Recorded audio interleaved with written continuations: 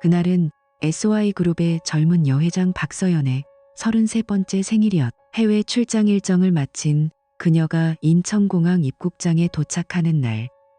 강도윤은 아침부터 분주하게 움직였다. 그는 아내가 가장 좋아하는 붉은 장미 백송이로 만든 커다란 꽃다발을 들고 공항 로비 한가운데 서 있었. 손바닥에 땀이 배어 나올 정도로 긴장됐지만 입가에는 미소가 번졌다. 오늘은 정말 제대로 축하해주자. 서연아, 내가 이렇게 기다리고 있는 거 보면 조금은 기뻐하겠지? 도윤은 혼자서 작게 중얼거렸. 결혼한 지 벌써 3년. 그동안 서연은 그룹 일을 핑계로 집에 거의 들어오지 않았고 도윤은 화실에 틀어박혀 그림만 그렸. 오늘만큼은 달랐다. 그는 특별히 새 정장을 입고 머리도 깔끔하게 정리했. 아내가 입국하는 순간 놀라서 웃어줄 모습을 상상하며 가슴이 벅차올랐. 입국 게이트가 열리고 사람들이 쏟아져 나오기 시작했. 도윤은 목을 길게 빼고 서연을 찾았. 그런데 갑자기 검은 제복을 입은 경찰 여러 명이 빠른 걸음으로 그에게 다가왔다. 강도윤 씨 맞으시죠? 현재 도주 중인 용의자로 체포합니다. 따라오십시오. 도윤의 얼굴이 순간 창백해졌다. 꽃다발이 손에서 미끄러져 바닥에 떨어졌다. 붉은 장미꽃잎이 사방으로 흩어졌. 뭐라고요? 체포라니요. 오해야요. 저는 아무 잘못도 없어요. 그는 필사적으로 몸을 빼내려 했지만 경찰들은 그의 팔을 강하게 붙잡았다. 도윤은 고개를 미친 듯이 돌리며 가른 이빨 속에서 서연을 찾아 외쳤. 서연아, 서연아, 나 여기 있어. 도윤이야, 나 좀 봐. 제발. 마침 서연이 최민호와 함께 걸어 나오고 있었다. 민호는 서연의 허리에 가볍게 손을 올린 채 그녀의 귀에 뭐라고 속삭이며 웃고 있었다. 서연의 얼굴에는 피곤한 기색이 역력했지만 민호를 바라보는 눈빛은 부드러웠다. 도윤은 그 광경을 똑똑히 보았. 가슴이 찢어지는 듯했다. 서연아, 나야. 강도윤, 내 남편이라고. 왜 모른 척해? 경찰이 그를 끌고 가려 하자 도윤은 바닥에 무릎을 꿇고 소리쳤다. 목소리가 공항 로비에 크게 울렸. 주변 사람들이 멈춰서서 구경하기 시작했다. 서연은 그제야 걸음을 멈췄다. 그녀는 도윤을 빤히 바라보았. 그러나 그 눈동자에는 어떤 감정도 떠오르지 않았. 차갑고 무심한 시선이었. 최민호가 서연의 어깨를 살짝 끌어당기며 낮은 목소리로 말했다. 서연 씨, 괜한 일에 휘말리지 마세요. 경찰이 알아서 할 거예요. 서연은 고개를 천천히 저었다. 그리고 또렷하고 냉정한 목소리로 경찰에게 말했다. 저 사람은 저와 전혀 관계없는 사람입니다. 모르는 사람이에요. 착각하신 것 같네요. 그 한마디가 도윤의 심장을 칼로 베는 듯했다. 도윤은 몸을 부들부들 떨며 다시 외쳤다. 서연아, 제발. 나 강도윤이라고. 3년 동안 같이 산 남편이야. 왜 이러는 거야? 나 좀 살려줘. 제발. 서연은 한 번도 눈을 깜빡이지 않았. 그녀는 민호의 팔을 잡고 도윤을 스치듯 지나갔. 하이힐 소리가 차갑게 울렸. 뒤돌아보는 일도 없었. 도윤은 경찰에게 끌려가면서도 계속 고개를 돌려 그녀의 뒷모습을 바라보았. 서연의 긴 머리카락이 흔들리는 것까지, 민호가 그녀의 허리를 감싸 안는 것까지 모든 것이 선명하게 눈에 들어왔다. 경찰서 유치장으로 끌려간 도윤은 차가운 의자에 앉아 2시간 동안 꼼짝도 하지 않았. 손목에는 수갑이 채워져 있었고 머릿속은 완전히 텅 비었다. 그녀가 나를 모른다고 했어. 3년을 같이 산 남편을. 그는 서연이 안면인식 장애를 앓고 있다는 사실을 잘 알고 있었다. 하지만 그 병이 전부가 아니라는 걸 지금 이 순간 뼈저리게 깨달았다. 그녀의 마음속에 자신이 조금도 자리 잡지 못했다는 것. 그게 진짜 이유였. 꽃다발을 들고 웃으며 기다리던 자신이 그녀에게는 그저 모르는 남자일 뿐이었다. 2시간이 지나 오해가 풀리고 풀려난 도윤은 공항을 빠져나오며 주먹을 꽉 움켜쥐었다. 눈물은 이미 말라있었. 대신 가슴 깊숙이 차가운 결심이 내려앉았. 그는 주머니에서 핸드폰을 꺼내 변호사에게 전화를 걸었. 이혼 서류 준비해 주세요. 최대한 빨리요. 집으로 돌아가는 택시 안에서 도윤은 창밖을 멍하니 바라보았다. 오늘은 서연의 생일이었지만 그에게는 평생 잊지 못할 최악의 날이 되었다. 꽃다발은 공항 바닥에 버려진 채 붉은 꽃잎만이 쓸쓸히 흩어져 있었다.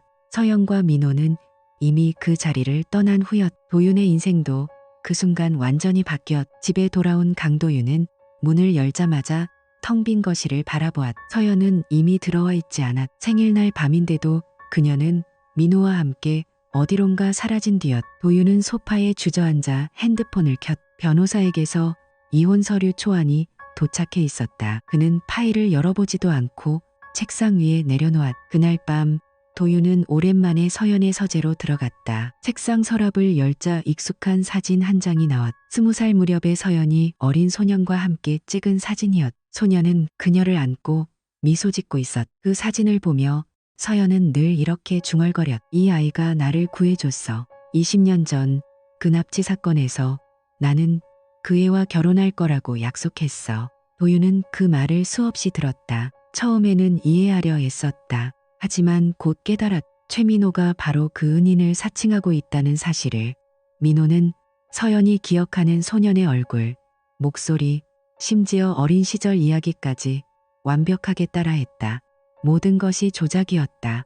그러나 서연은 그걸 믿고 싶어 했. 도윤은 지난 3년을 떠올렸다. 그는 화가로서의 자신을 완전히 버렸. 늘 하얀 셔츠만 입고 민호와 비슷한 헤어스타일로 다녔.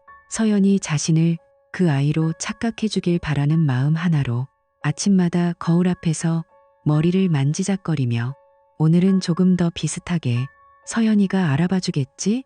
라고 스스로에게 되뇌었. 그러나 서연은 끝까지 그를 모르는 사람처럼 대했다. 집에 들어올 때도 식사할 때도 잠자리에 들 때도 그저 형식적인 인사뿐이었다. 며칠 후 도윤은 SY그룹 본사로 찾아갔. 이혼 이야기를 직접 전하려는 마음이었. 그런데 로비에서 경비원들이 그를 막아섰. 강도윤 씨, 출입 금지 명단에 올라와 있습니다. 들어가실 수 없습니다. 도윤은 어이가 없었다. 출입 금지라니요? 여기는 제 아내 회사인데. 그때 서연의 비서가 내려왔다. 그녀는 차가운 목소리로 말했. 회장님 지시입니다. 강도윤 씨를 그룹 계열사 모든 시설에 출입 금지 조치하라고 하셨습니다. 민호 씨를 보호하기 위한 결정이에요. 더 이상 접근하지 마세요. 도윤의 손이 떨렸. 민호를 보호한다고? 내가 뭐라고 했는데? 비서는 대답 대신 서류 한 장을 내밀었. 서연의 서명이 선명한 출입 금지 명령서였다. 거기에는 이렇게 적혀 있었다. 강도윤은 본인과 무관한 인물로 회사와 민호 씨에게 위협이 될 수 있음. 즉시 차단 조치. 도윤은 그 서류를 움켜쥐고 웃었다. 웃음이 나오다가 곧 눈물이 터졌다. 그는 서연의 집무실 앞까지 올라가 문을 두드렸. 서연아 나야. 도윤이야. 문 좀 열어. 제발 이야기 좀 하자. 안에서 서연의 목소리가 들려왔. 차갑고 단호했. 들어오지 마세요. 당신은 나와 아무 상관없는 사람이에요. 민호를 건드리지 마세요. 그가 내 은인이에요. 20년 전 나를 구해준 그 사람이라고요. 도윤은 문에 이마를 기대고 속으로 외쳤. 그게 민호가 아니야. 내가 내 곁에 있었는데. 하지만 입 밖으로 내지 못했다. 서연은 이미 민호의 거짓말에 완전히 빠져 있었. 그룹의 모든 권력을 동원해 민호를 보호하고 진짜 남편인 자신은 철저히 밀어냈다. 그 순간 도윤의 가슴 속 마지막 희망이 부서졌다. 그는 천천히 왼손을 내려다보았. 세밀하게 직접 디자인한 백금 반지. 안쪽에는 영원히 너만이라는 작은 글씨가 새겨져 있었다. 그는 반지를 빼서 서연의 집무실 문 앞에 조용히 내려놓았. 이제 다 끝났어. 도윤은 아무 말 없이 돌아섰. 집으로 돌아와 옷가방 하나만 챙겼다. 통장, 카드, 그림 도구까지 모두 두고 갔다. 서연 명의로 된 아파트, 차, 심지어 은행 잔고까지. 그는 한 푼도 가져가지 않았. 마지막으로 화실을 한번 둘러보았다. 3년 동안 그린 수많은 그림들, 모두 서연의 얼굴이었다. 그는 그림들을 바라보다가 조용히 문을 닫았. 택시를 타고 공항으로 가는 길, 도윤은 창밖을 바라보며 중얼거렸다. 더 이상 기다리지 않아. 서연아, 네가 원하는 대로. 이제 정말 모르는 사람이 되어줄게. 비행기 표를 끊는 그의 손은 더 이상 떨리지 않았다. SY그룹 여회장 박서연의 남편이었던 강도윤은 그렇게 아무도 모르게 사라졌다. 그가 남긴 것은 문 앞에 놓인 반지 하나와 3년 동안 쌓인 깊은 상처뿐이었다. 강도윤은 인천공항을 떠난 후 바로 제주도로 향하는 비행기에 몸을 실었다. 3년 동안 버텨온 모든 것을 뒤로하고 그는 아무 연락처도 남기지 않았다. 제주도의 작은 마을에 도착한 그는 허름한 원룸을 하나 얻었. 창문 너머로 보이는 바다와 하늘이 전부였. 처음한 다른 말 없이 보냈. 아침에 일어나 커피를 타 마시고 낮에는 바닷가에서 걷고 밤에는 캔버스 앞에 앉았다. 손이 떨려 붓을 제대로 잡지 못하는 날도 많았다. 하지만 점점 예전의 감각이 돌아왔. 이제 나답게 살자. 도윤은 그렇게 중얼거리며 매일 그림을 그렸. 그러던 어느 날 그는 캔버스에 새벽 하늘을 그리기 시작했. 어두운 밤이 서서히 밝아오고 첫 햇살이 바다를 물들이는 순간 그는 그 그림에 새로운 삶이라는 이름을 붙였. 한국어로 새로운 삶, 영어로는 New Life. 그림 속 하늘은 차갑던 가슴이 녹아내리는 듯한 따뜻한 빛으로 가득했다. 3년 동안 쌓인 아픔, 배신, 그리고 이제야 찾아온 자유가 한꺼번에 쏟아져 나왔다. 완성된 순간 도윤은 오랜만에 눈물을 흘렸다. 눈물이 붓끝에 떨어지기도 했. 몇 달 후 서울에서 열리는 중소규모 미술 전시회 소식이 들려왔. 도윤은 용기를 내어 새로운 삶을 들고 서울로 올라갔. 전시장에 작품을 걸어놓고 조용히 구석에 서 있었다. 사람들이 그의 그림 앞을 스치듯 지나갔. 그때 한 여자가 그의 작품 앞에 오래 멈춰서 긴 생머리에 우아한 블랙드레스를 입은 눈이 크고 맑은 여성이었. 그녀는 그림을 한참 동안 바라보다가 천천히 고개를 돌려 도윤에게 물었. 작가님이신가요? 이 작품 정말 인상적이에요. 제목이 뭐예요? 도윤은 살짝 당황하며 대답했다. 새로운 삶입니다. New Life요. 그녀는 미소를 지으며 손을 내밀었다. 저는 센츄리 갤러리를 운영하는 이진아라고 해요. 강도윤 작가님. 맞죠? 작품에서 느껴지는 감정이 너무 강렬해서 한 번에 마음을 사로잡혔어요. 이진아, 서울 미술계에서 알아주는 젊은 큐레이터이자 센츄리 갤러리의 대표였다. 그녀는 그날 이후로 도윤에게 연락을 계속했. 먼저 커피를 마시자고 제안하고 그의 다른 작품들도 보고 싶다며 작업실을 방문하기도 했다. 작가님, 지난 3년 동안 무슨 일이 있었는지 모르겠지만 이 작품에는 분명 큰 아픔과 동시에 새로운 시작이 느껴져요. 저는 그런 이야기를 좋아하거든요. 진아는 도윤의 작품을 진심으로 아껴주었. 그녀는 도윤이 제주에서 가져온 다른 그림들도 하나하나 살펴보며 조언을 해주었다. 이 부분은 빛을 조금 더 강하게, 그리고 여기 감정을 더 솔직하게 풀어내 보세요. 도윤은 처음엔 경계했지만 진아의 따뜻한 태도에 점점 마음을 열었다. 그녀는 바쁜 일정 중에도 시간을 내어 도윤의 작업실에 찾아와 간단한 도시락을 가져다 주거나 늦은 밤까지 그림에 대해 이야기를 나눴다.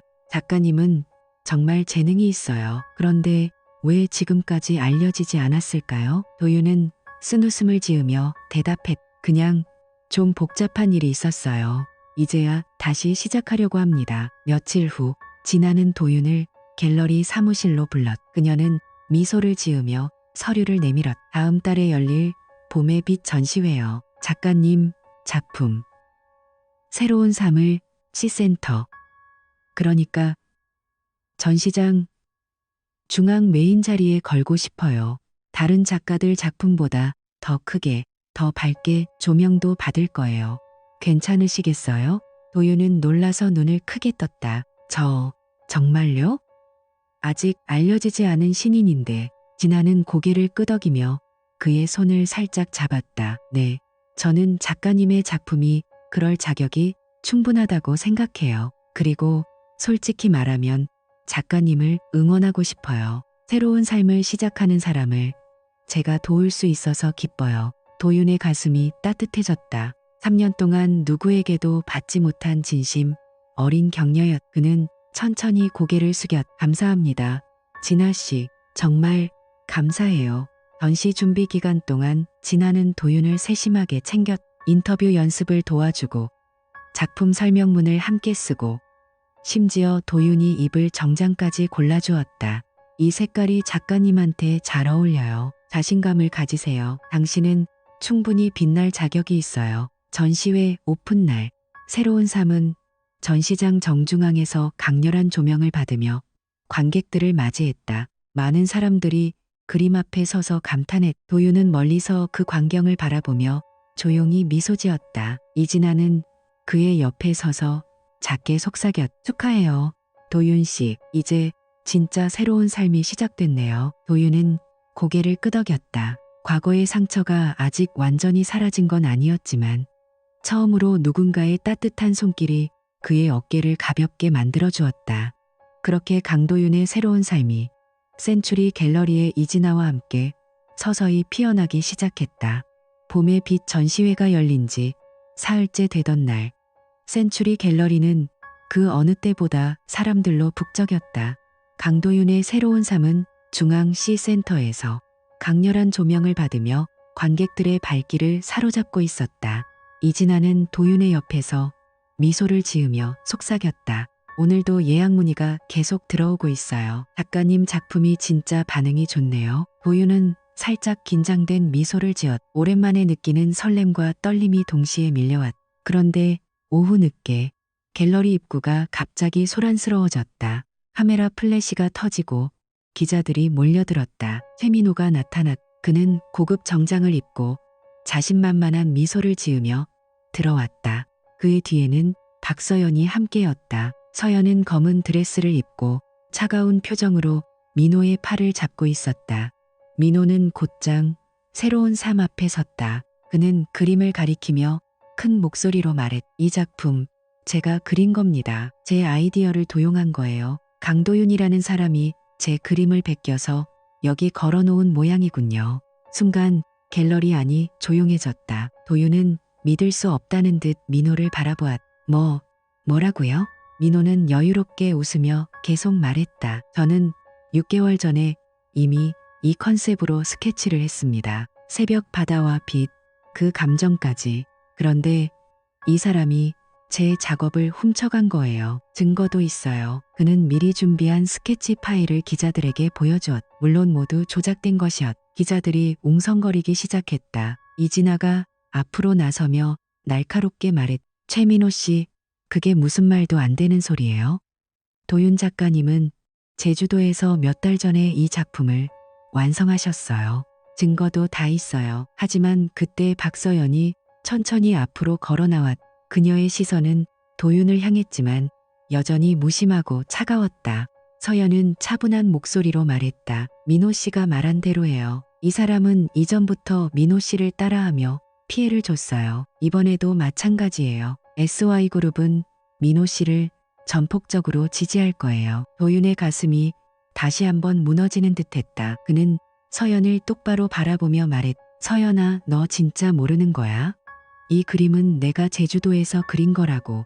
네가 날 모른다고 했을 때 그때부터 다시 시작한 그림이야. 서연은 눈 하나 깜빡이지 않았다. 강도윤 씨, 당신은 나와 아무 관계도 없어요. 민호 씨를 모욕하지 마세요. 그가 20년 전 나를 구해준 은인이에요. 당신 같은 사람이 그의 작품을 훔치는 건 용납할 수 없어요. 갤러리 안 분위기가 얼어붙었다. 기자들이 카메라를 들이밀었. 민호는 서연의 어깨를 감싸며 만족스러운 미소를 지었. 서연은 이어서 냉정하게 말했. 당장 사과하세요. 그리고 이 작품을 철거하고 공개적으로 도용 사실을 인정하세요.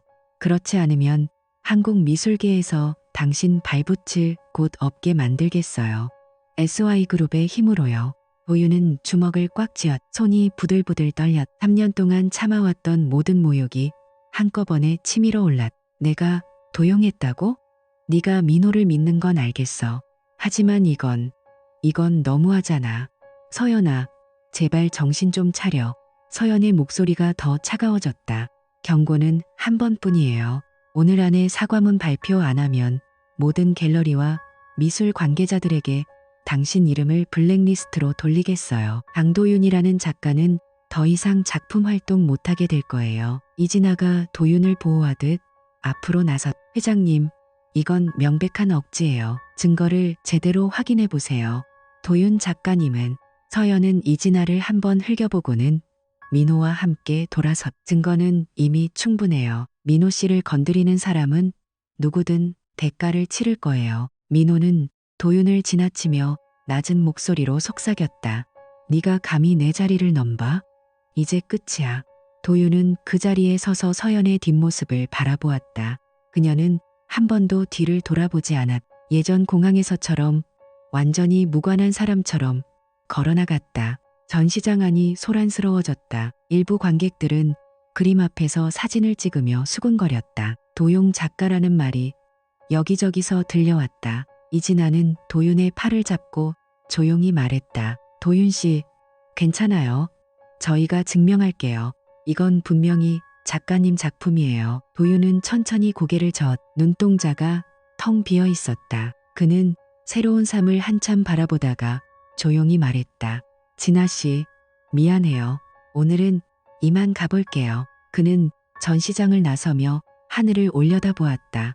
제주도에서 그렸던 새벽빛이 떠올랐. 하지만 지금 그의 마음은 다시 깊은 어둠 속으로 빠져들고 있었. 박서영과 최민호가 남긴 상처는 새로운 삶을 시작하려던 도윤의 날개를 또 한 번 꺾어버렸다.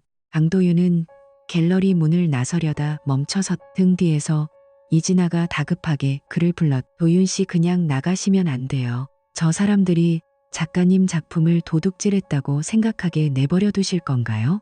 도윤은 주먹을 꽉 쥐었다. 3년 동안 짓밟힌 자존심. 서연에게 모르는 사람 취급당했던 그날의 모욕. 그리고 지금 다시 반복되는 이 모욕. 그는 천천히 돌아서서 전시장 안으로 다시 들어갔. 발걸음이 무거웠지만 눈빛은 차분하게 가라앉아 있었다. 잠시만요. 모두 들어주세요. 도윤의 목소리가 전시장에 울려 퍼졌다. 기자들과 관객들이 일제히 그를 바라보았다. 서연과 민호는 아직 출구 근처에 서 있었다. 서연의 눈썹이 살짝 찌푸려졌. 도윤은 새로운 삶 앞에 서서 침착하게 말했다. 저는 도용하지 않았습니다. 이 그림은 제가 제주도에서 직접 그린 겁니다. 증거를 보여드리겠습니다. 지금 당장 이 자리에서 그림을 자세히 검사해 주세요. 전문가분들도 함께 확인해 주십시오. 민호가 코웃음을 쳤다. 웃기지 마. 이제 와서 무슨 검사? 시간 끌지 말고 빨리 사과나 해. 그러나 이진아가 재빨리 움직였. 그녀는 갤러리 직원들에게 지시를 내렸고 곧 미술 전문가 2명과 함께 확대경과 조명이 준비되었다. 관객들이 그림 주위로 몰려들었. 카메라 플래시가 연신 터졌. 도윤은 조용히 그림 앞으로 다가갔. 그는 붓이 가장 섬세하게 얽힌 부분. 새벽 하늘의 구름과 바다, 경계선을 가리켰다. 여기 보이시나요? 아주 미세하게 숨겨진 글자입니다. 그는 확대경을 통해 특정 지점을 가리키며 설명했. KDY라는 이니셜이요. 제 이름 강도윤의 약자입니다. 이건 제가 그림을 그릴 때마다 아무도 모르게 넣는 개인적인 서명법이에요. 붓의 압력과 물감의 농도로만 표현하는 기술이라 겉으로는 절대 보이지 않습니다. 복사하거나 베끼는 사람은 절대 따라할 수 없는 방법이에요. 전문가 한 명이 확대경을 들여다보며 크게 놀랐. 맞습니다. 물감층 아래에 미세한 흔적이 분명히 있어요. 이건 디지털로 복사하거나 따라 그리기 불가능한 기법입니다. 진짜 작가만이 넣을 수 있는 서명이네요. 또 다른 전문가는 민호가 제출한 스케치 파일을 확인하며 고개를 저었다.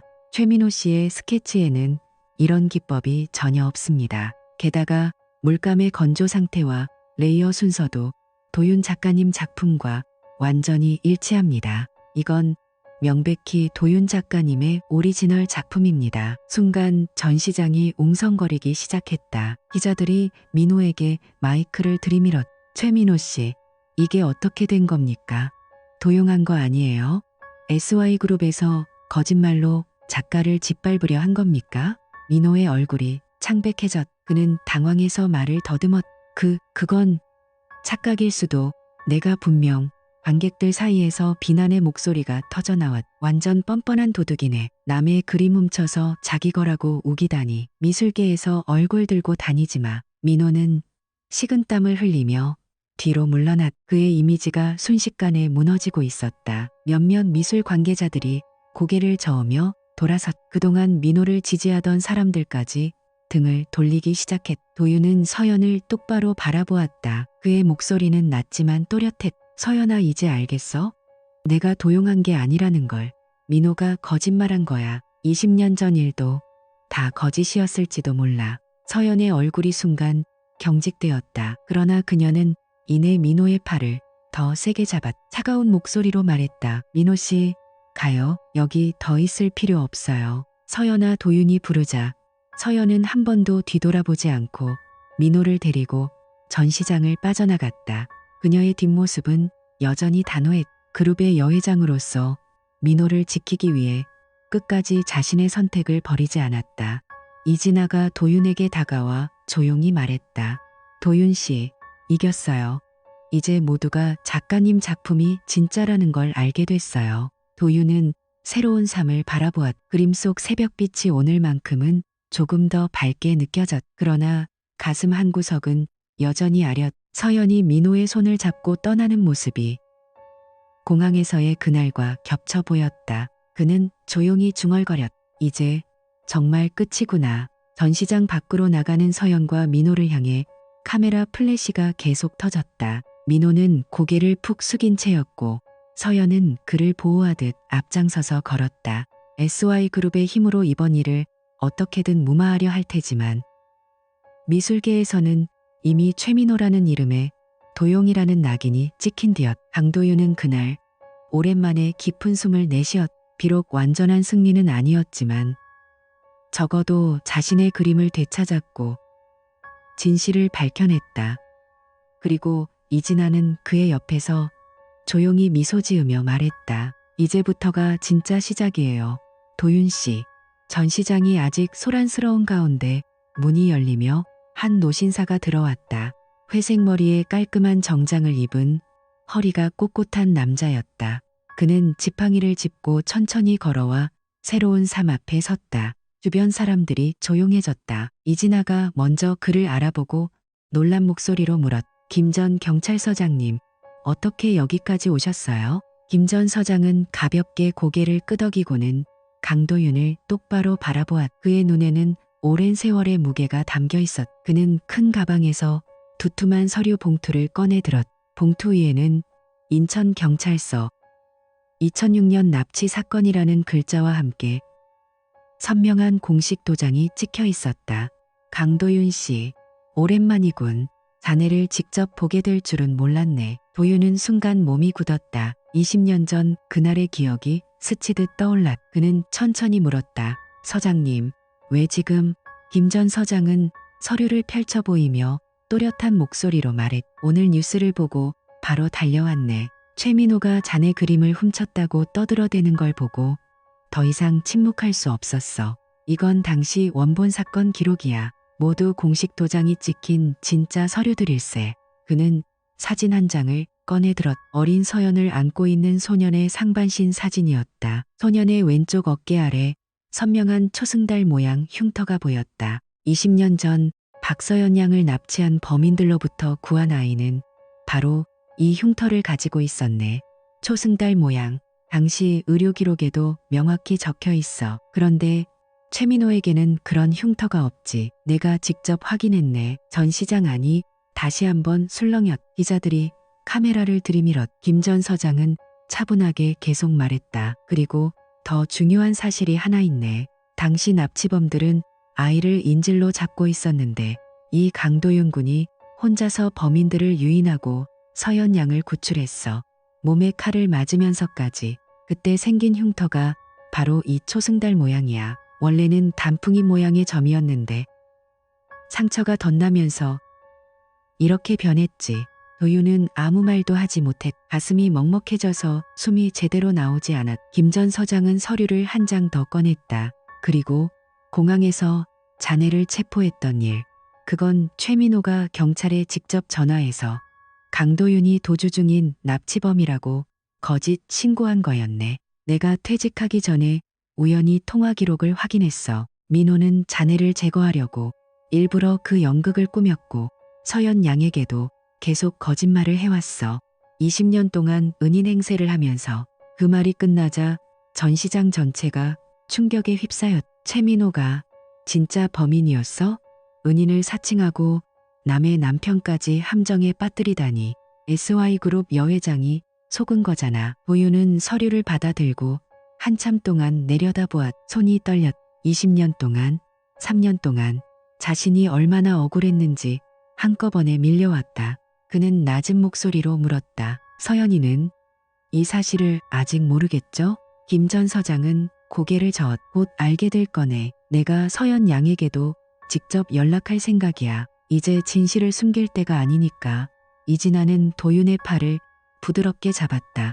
그녀의 눈에도 눈물이 글썽였. 도윤 씨, 이제 다 끝났어요. 작가님은 진짜 영웅이었네요. 도윤은 새로운 삶을 바라보았다. 그림 속 새벽빛이 오늘따라 더욱 선명하게 느껴졌. 그는 서류를 꼭 쥔 채 조용히 말했. 20년 정말 오래 참았네요. 그 순간 갤러리 밖에서 플래시가 연신 터졌다. 김 전 서장의 증언은 이미 온라인으로 빠르게 퍼지고 있었. 최민호의 거짓과 SY그룹 여회장의 오랜 착각이 한 번에 세상에 드러나는 순간이었다. 도윤은 창밖을 바라보았. 서연이 지금 어디서 무슨 생각을 하고 있을지 궁금했. 하지만 그는 더 이상 그녀를 찾아가지 않기로 했. 진실이 밝혀진 지금 남은 것은 오직 자신의 삶을 되찾는 일뿐이었다. 김 전 서장은 도윤의 어깨를 가볍게 두드리며 말했. 자네는 충분히 잘 버텼네. 이제는 당당하게 살아도 돼. 도윤은 천천히 고개를 끄덕였. 오랜 세월 쌓인 무거운 짐이 조금씩 내려앉는 듯한 느낌이었다. 김 전 서장의 증언이 공개된 지 불과 몇 시간 만에 세상이 뒤집혔. 박서연은 SY그룹 본사 집무실에서 뉴스 속보를 보고 있었다. 화면에는 20년 전 사건 기록과 초승달 모양 흉터 사진, 그리고 강도윤의 어린 시절 모습이 선명하게 나왔다. 서연의 손이 서류를 움켜쥔 채 부들부들 떨렸다. 말도 안 돼. 그녀는 자리에서 벌떡 일어났. 머릿속이 하얘졌다. 20년 동안 은인이라고 믿었던 최민호가 액츄리 도윤이었다는 사실. 그리고 민호가 도윤을 공항에서 함정에 빠뜨렸다는 증거까지. 서연은 비서실을 소리쳐 불렀. 당장 최민호 관련 모든 계약을 해지해. 광고, 드라마, 투자 다 끊어. 그 사람이 가진 SY그룹 지분 전부 회수하고 재산 동결시켜. 그가 도윤 씨에게 준 고통의 3배로 갚게 해. 법적으로 최대한 압박해. 비서들이 당황한 얼굴로 서류를 정리하기 시작했. 서연은 창가에 서서 주먹을 꽉 쥐었. 눈물이 흘러내리지 않도록 이를 악물었다. 그녀는 민호에게 직접 전화를 걸었. 민호 씨, 아니 최민호, 지금 당장 회사에서 나가. 당신이 가진 모든 것 내가 다 빼앗을 거예요. 20년 동안 나를 속인 대가예요. 민호가 다급하게 소리쳤다. 서연아, 오해야. 나 정말로. 서연은 차갑게 잘랐다. 닥쳐. 당신 때문에 내가 도윤 씨를 평생 후회할 짓을 했어. 다시는 내 앞에 나타나지 마. 당신 인생 끝났어. 그날 저녁 SY그룹은 공식 성명을 발표했다. 최민호와의 모든 관계를 단절하고 과거 사건에 대한 철저한 재조사를 약속했다. 민호는 순식간에 모든 광고판에서 사라졌고 소속사에서 쫓겨났으며 재산 대부분이 동결됐다. 그는 거리로 내몰렸다. 서연은 그 모든 일을 처리한 뒤 코트도 입지 않은 채 회사 건물을 나섰다. 밤 11시가 넘은 서울은 차가운 겨울비가 쏟아지고 있었다. 그녀는 택시를 타고 도윤이 예전에 살았던 아파트로 향했. 이제는 빈집이 된 그곳. 도윤이 떠난 뒤로 한 번도 들어가지 않았던 집이었. 비가 세차게 내리고 있었. 서연은 현관문 앞에 무릎을 꿇었. 하이힐은 지늘게 젖었고 긴 머리카락이 빗물에 흠뻑 젖어 얼굴에 달라붙었다. 그녀는 문을 두드리며 울부짖었. 도윤아, 나야, 서연이야. 제발 문 좀 열었다. 미안해. 정말 미안해. 목소리가 비에 섞여 갈라졌다. 서연은 이마를 문에 대고 계속 울었. 내가 당신을 몰라봤어. 20년 동안 당신이 나를 구해준 은인이라는 걸 몰랐어. 민호 때문에 내가 당신을 모르는 사람 취급하고 공항에서 버리고 그림까지 도둑이라고 몰아세웠어. 용서해. 제발 용서해줘. 다시 시작하자. 나한테 기회 한 번만 줘. 그녀는 몸을 떨며 문을 계속 두드렸다. 손가락 마디가 빨갛게 부었. 차가운 빗물이 온몸을 적시고 입에서는 하얀 입김이 나왔다. 당신이 3년 동안 나를 위해 얼마나 참았는지 이제야 알아. 내가 악마를 품고 진짜 사랑을 짓밟았어. 도윤아, 나 없이 어떻게 살아. 제발 나 좀 봐. 문이 조용히 열렸다. 강도윤이 서 있었다. 그는 얇은 셔츠 차림으로 차갑게 내려다보았. 그의 눈에는 더 이상 어떤 감정도 남아있지 않았. 서연은 비에 젖은 얼굴로 그를 올려다보며 애원했. 도윤아, 나 잘못했어. 용서해줘. 다시 우리 결혼 생활로 돌아가자. 내가 다 보상할게. 제발. 도윤은 한참 동안 그녀를 내려다보다가 낮고 무감정한 목소리로 말했다. 늦었어. 서연아. 그는 천천히 문을 닫으려 했. 서연이 문턱을 붙잡으며 울부짖었. 제발 나한테 기회 한 번만. 나는 당신 없이는 못 살아. 도윤은 그녀의 손을 조용히 떼어냈다. 그의 목소리는 차갑고 단호했. 내 마음은 이미 죽었어. 당신이 공항에서 나를 모르는 사람이라고 했을 때, 그림을 도용이라고 했을 때 모든 게 끝났어. 이제가 비 맞지 말고. 서연은 문이 닫히는 순간 주저앉아 오열했다. 빗물이 그녀의 눈물과 뒤섞여 바닥으로 흘렀. 도윤은 문 안쪽에 서서 한참 동안 움직이지 않았. 그의 눈가에도 미세한 떨림이 스쳤지만 그는 끝내 돌아서지 않았다. 밖에서는 박서연의 울음소리가 점점 작아지며 빗소리에 묻혔다. 강도윤의 새로운 삶은 이제 그녀 없이 계속될 터였. 박서연은 그날 밤 이후 완전히 변했. 빗속에서 문 앞에 무릎 꿇고 울었던 그녀는 더 이상 예전의 냉철한 여회장이 아니었다. 매일 도윤의 근황을 보고받는 비서팀을 만들었고 도윤과 이진아가 함께 있는 사진 한 장이라도 올라오면 책상을 내리치며 분노했다.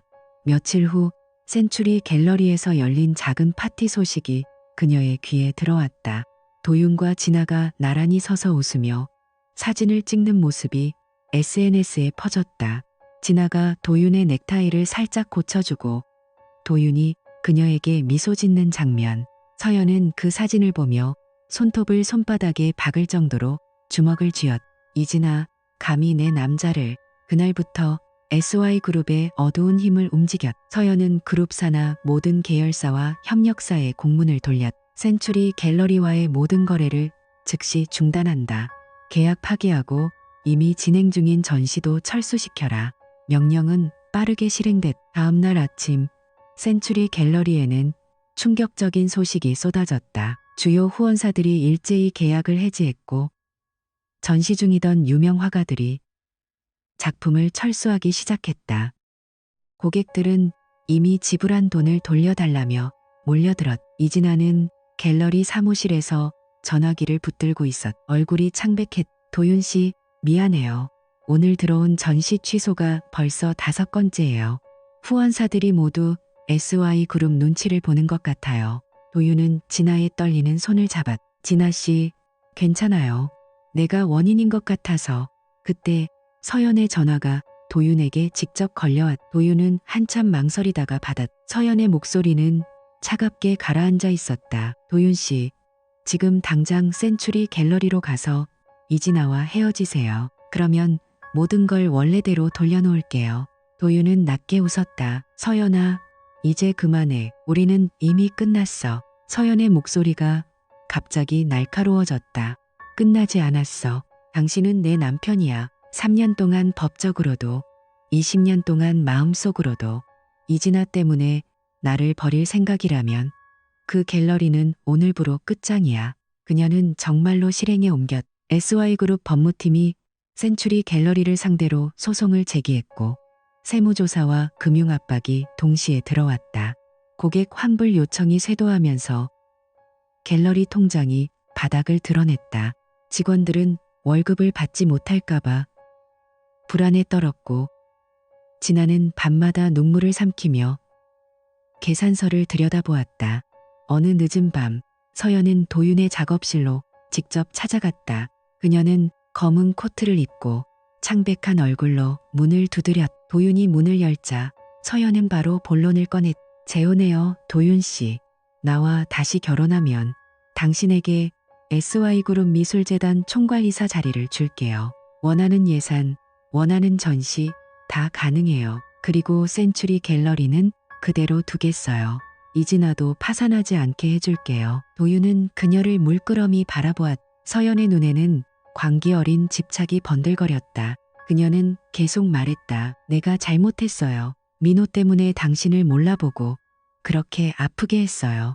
하지만 이제 다 알았어요. 당신이 20년 동안 나를 사랑했다는 것도 나를 구해줬다는 것도 제발 돌아와요. 내가 당신에게 모든 걸 줄게요. 권력, 돈, 명예, 나까지.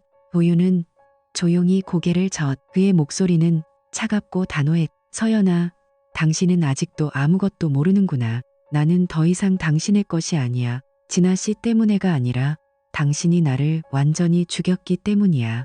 그 빗속에서 울던 당신 모습, 이제 나한테 아무 감정도 남지 않았어. 서연의 눈에서 눈물이 흘러내렸. 그녀는 도윤의 소매를 붙잡았. 제발, 나 없이 어떻게 살아.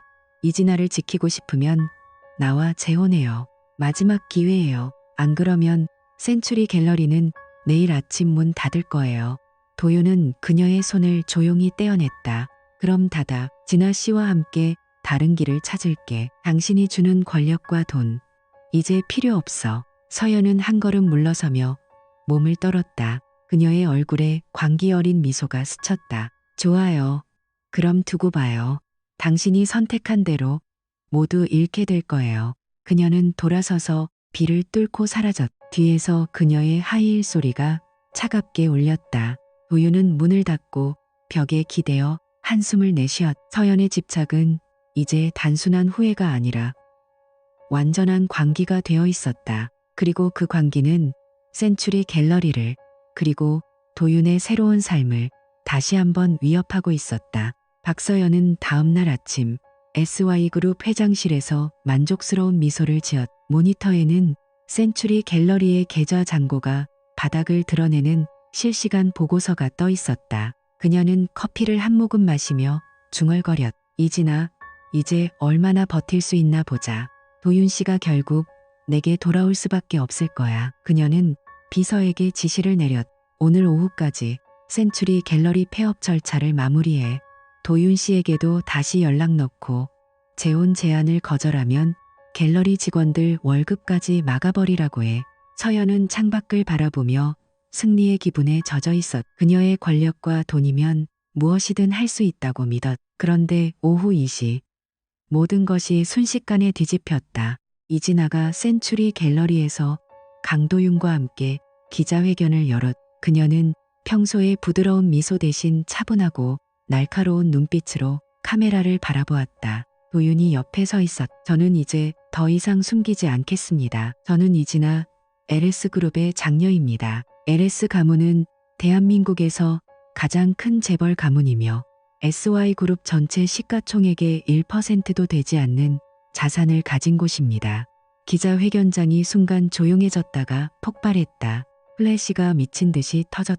이진아는 차분하게 말을 이었다. 박서연 회장이 센츄리 갤러리를 압박하고 강도윤 작가님을 협박하는 행위를 더 이상 두고 볼 수 없습니다. LS 가문은 지금부터 SY그룹에 대한 적대적 인수합병을 시작하겠습니다. 그 말이 끝나기 무섭게 시장이 요동쳤다. LS그룹 산하펀드들이 동시에 SY 주식을 대량 매수하기 시작했. 동시에 대형기관 투자자들이 일제히 매도를 쏟아냈다. SY 주가는 30분 만에 40% 폭락했고 1시간 후에는 70% 가까이 떨어졌다. 거래 정지가 반복되며 그룹 전체가 혼란에 빠졌다. 서연은 회장실에서 화면을 보며 얼굴이 하얗게 질렸다. 뭐야 이게? LS 가문? 이진아가 청금이라고? 그녀는 급히 비서들을 불렀지만 이미 늦었다. LS 가문의 변호인단이 SY 본사에 공식 서류를 전달했다. 지분 매입, 이사회 장악, 경영권 박탈, 모든 것이 순식간에 진행됐. 그날 오후 5시 SY 주가는 바닥을 치고 거래가 정지됐다. 그룹은 사실상 붕괴했. 직원들은 사무실에서 불안에 떨었고 서연은 책상에 주저앉아 머리를 쥐어뜯었다. 이럴 수가. 내가 어떻게. 바로 그때 최민호가 완전히 미쳐서 SY 본사 로비로 난입했다. 그는 눈이 풀린 채 칼을 들고 소리쳤. 박서연, 강도윤, 이진아 다 죽여버릴 거야. 내가 다 잃었어. 다 너희 때문이야. 민호는 경비원들을 뿌리치며 1층을 헤집고 다녔. 그는 무작정 사람들을 향해 칼을 휘둘렀다. 직원 한 명이 팔을 베었고 로비가 아수라장이 됐다. 너 때문에 은인 행세한 게 다 들통나서 다 끝났어. 민호가 2층으로 올라가려는 순간 이미 출동한 경찰 특공대가 그를 덮쳤다. 민호는 바닥에 눕혀져 수갑이 채워졌. 그는 발버둥 치며 계속 고함을 질렀지만 경찰은 냉정하게 그를 끌고 갔다. 최민호 체포합니다. 살인미수, 공공장소 난동, 과거 사건 위증 및 사기 혐의로 구속 수사하겠습니다. 서연은 창문을 통해 민호가 경찰차에 실려가는 모습을 멍하니 바라보았. 그녀의 손이 부들부들 떨렸. 20년 동안 믿었던 남자, 그리고 자신의 모든 권력이 한꺼번에 무너지는 순간이었다. 그 시각 센츄리 갤러리에서는 이진아가 도윤의 손을 꼭 잡고 있었. 그녀는 부드럽게 미소 지었. 도윤 씨, 이제 괜찮아요. LS 가문이 모든 걸 정리할 거예요. 더 이상 박서연 씨도 최민호도 우리를 건드릴 수 없을 거예요. 도윤은 창밖으로 SY 그룹 빌딩이 보이는 방향을 한번 바라보다가 조용히 고개를 끄덕였다. 진아 씨, 고마워요. 정말 고마워요. LS 가문의 압도적인 자금력 앞에 SY 그룹은 단 몇 시간 만에 완전히 무너졌. 박서연은 회장직에서 물러났고 최민호는 중형을 선고받아 교도소로 향했. 그리고 강도윤은 진짜 새로운 삶을 이진아와 함께 시작할 준비를 했다.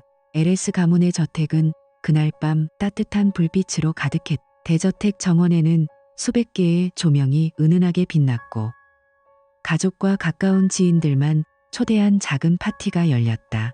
이진아는 하얀 드레스를 입고 강도윤의 팔을 꼭 잡은 채 사람들 사이를 걸었다. 그녀의 아버지 LS그룹 회장 이태주는 미소를 지으며 도윤에게 다가왔. 오늘은 우리 가족이 된 기념이네. 도윤군, 이제부터 자네는 우리 가족이야. 편하게 지내게. 도윤은 살짝 고개를 숙이며 대답했. 감사합니다. 회장님, 진아 씨와 함께할 수 있어서 정말 행복합니다. 파티가 한창 무르익을 무렵 진아가 무대 위로 올라갔. 그녀는 마이크를 들고 부드럽게 웃었. 그러고는 큰 스크린을 가리키며 말했. 오늘 특별한 영상을 준비했어요. 도윤 씨에게 그리고 여러분께 보여드리고 싶은 영상이에요. 스크린에 오래된 영상이 재생되기 시작했다. 20년 전 납치 사건 당시의 CCTV와 뉴스 클립들이 이어졌다.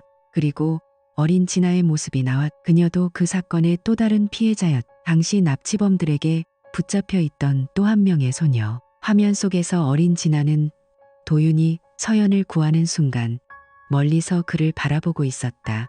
진아의 목소리가 영상 위로 흘러나왔. 저는 그날 강도윤이라는 소년이 목숨을 걸고 서연이를 구하는 걸 봤어요. 그 이후로 20년 동안 저는 도윤 씨를 멀리서 지켜봤어요. 그가 화가로서 고군분투하는 모습, 박서연 씨와 결혼한 후에도 늘 미소 지으려 애쓰는 모습, 제주도에서 새벽을 그리며 다시 일어서는 모습까지 모두 영상이 끝나자 진아는 도윤을 똑바로 바라보았다. 그녀의 눈에 눈물이 고였. 도윤 씨, 저는 20년 동안 당신을 사랑했어요. 이제 더 이상 숨기지 않을게요. 나와 결혼해 주실래요? 도윤은 순간 말을 잇지 못했. 그의 눈가에도 눈물이 맺혔다. 그는 천천히 무대로 올라가 진아의 손을 잡았. 목소리가 떨렸다. 진아 씨. 아니, 진아야. 나를 그렇게 오랫동안 지켜봐줘서 고마워. 나도 이제야 깨달았어. 진짜 행복이 뭔지. 응, 나 너와 함께 할게. 평생 파티장은 박수와 환호로 가득 찼다. LS 회장이 미소 지으며 두 사람을 안아주었다. 도윤은 진아를 끌어안고 오랜만에 진심으로 웃었. 20년의 아픔과 3년의 고통이 이 순간 따뜻한 온기로 녹아내리는 듯했다. 그리고 멀리 서울의 거리에서는 완전히 다른 모습이 펼쳐지고 있었다. 박서연은 뇌수술 후유증으로 완전한 기억 상실이 되었다. SY그룹 붕괴의 충격과 극심한 정신적 트라우마로 인해 뇌 일부가 손상됐고 의사는 영구적인 기억 상실이라고 진단했다. 그녀는 이제 과거의 권력도 재산도 심지어 자신의 이름조차 제대로 기억하지 못했다. 서연은 초라한 회색 코트를 입고 거리를 헤매고 있었다. 손에는 낡은 사진 한 장을 꼭 쥐고 있었다. 20년 전 어린 도윤이 서연을 안고 있는 그 사진이었다. 그녀는 지나가는 사람들을 붙잡고 힘없는 목소리로 물었. 죄송한데요. 이 아이를 본 적 있나요? 초승달 흉터가 있는 착한 아이예요. 제가 꼭 찾아야 해요. 사람들은 그녀를 이상하게 바라보고 지나쳤다. 어떤 사람은 동정 어린 눈으로 돈을 건넸고 어떤 사람은 그냥 무시했다. 서연은 비틀거리며 계속 걸었다. 머리는 헝클어졌고 눈은 초점을 잃은 채였다. 그 아이가 나를 구해줬는데 어디 갔을까요? 미안해요. 정말 미안해요. 겨울바람이 그녀의 얇은 코트를 스치고 지나갔. 한때 SY그룹을 쥐고 흔들던 여회장은 이제 아무도 알아보지 못하는 기억을 잃은 여자가 되어 끝없이 거리를 떠돌았다. 그녀가 찾는 그 아이는 이미 새로운 삶을 시작한 뒤였고 그녀에게 돌아올 일은 영원히 없었다. 도윤과 진아는 LS 가문의 축복 속에서 결혼식을 준비했다. 따뜻한 봄날 두 사람은 손을 꼭 잡고 새로운 미래를 향해 걸어갔다. 그리고 박서연은 여전히 서울의 거리 어디선가 낡은 사진을 들고 같은 질문을 반복하고 있었다. 그녀의 벌은 끝나지 않는 후회와 영원한 방황이었다. 김민중과 이수진은 결혼 2년 차 부부였다. 민주는 대기업 사이버 보안팀 팀장으로 수진은 같은 회사 홍보팀 매니저로 일하며 서로의 커리어를 진심으로 응원해주는 사이였다.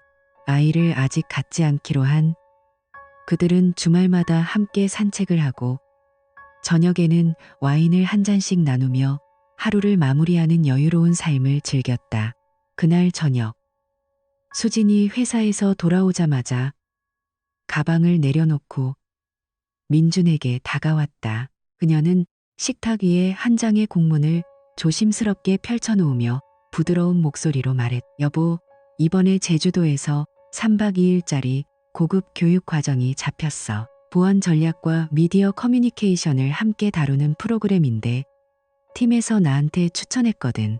가볼까? 민주는 넥타이를 풀며 서류를 받아들었. 그는 안경을 고쳐 쓰고 천천히 내용을 읽어내려갔. 제주 국제 컨벤션 센터에서 진행되는 국내 최고 전문가들이 강의하는 과정이었다. 민준의 입가에 미소가 번졌. 그는 수진의 손을 잡아 끌어 소파에 함께 앉았. 좋은 기회잖아. 당연히 가야지. 나 때문에 고민하지 마. 이건 내 성장에 큰 도움이 될 거야. 나도 팀장으로서 그런 교육을 받으면 좋겠다고 생각하던 참이었어. 수진은 민준의 가슴에 살짝 기대며 행복한 웃음을 지었. 그녀의 눈이 반짝였. 정말 고마워, 여보. 사실 조금 망설였는데 당신이 이렇게 말해주니까 마음이 놓이네. 3일 동안 떨어져 있으려니 좀 아쉽긴 하지만 열심히 배우고 돌아올게. 민주는 아내의 머리를 쓰다듬으며 따뜻하게 대답했다. 아쉬운 건 나도 마찬가지야. 그래도 당신이 발전하는 모습을 보는 게 제일 기쁘니까. 제주 가서 바다도 보고 맛있는 거 많이 먹고 사진도 많이 찍어서 보내줘. 도착하면 바로 연락하고 수지는 민준의 뺨에 가볍게 키스하며 속삭였. 알았어.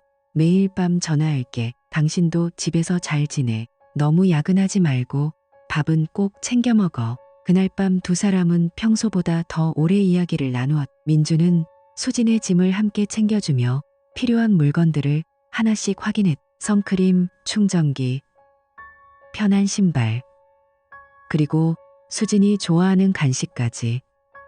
수진은 민준의 세심한 배려에 마음이 따뜻해져 자꾸만 미소가 나왔다. 드디어 출발하는 아침. 아직 해가 뜨기 전 부드러운 조명이 켜진 거실에서 수지는 가벼운 메이크업을 마무리하고 있었. 민준은 잠옷 위에 가운을 걸치고 주방에서 따뜻한 커피를 타서 아내에게 건넸. 자, 마지막으로 한 모금 마시고 가. 공항까지 데려다 줄까? 수지는 고개를 저으며 웃었. 아니, 괜찮아. 택시 불렀어. 당신은 오늘도 출근해야 하잖아. 여기서 배웅해주면 돼. 그녀는 커피를 한 모금 마시고 민준의 품에 안겼. 민준은 아내의 등을 토닥이며 오래도록 끌어안았. 수진의 향수 냄새가 코끝을 간지렸. 여보, 진짜 다녀올게. 3일 후에 맛있는 제주 특산품 사서 올게. 민준은 수진의 이마에, 뺨에, 그리고 입술에 차례대로 가볍게 입을 맞추었다. 그의 목소리가 살짝 낮아졌. 그래, 조심히 가. 비행기 타기 전에 문자 보내고 도착하면 또 보내.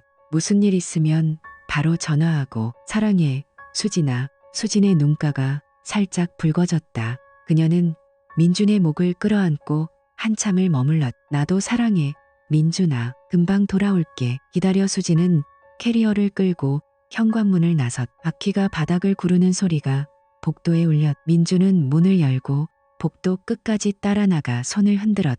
수진이 엘리베이터 앞에서 돌아서서 크게 손을 흔들며 환하게 웃었다. 여보, 들어가. 추워. 민준은 미소 지으며 손을 흔들었. 조심히. 사랑해.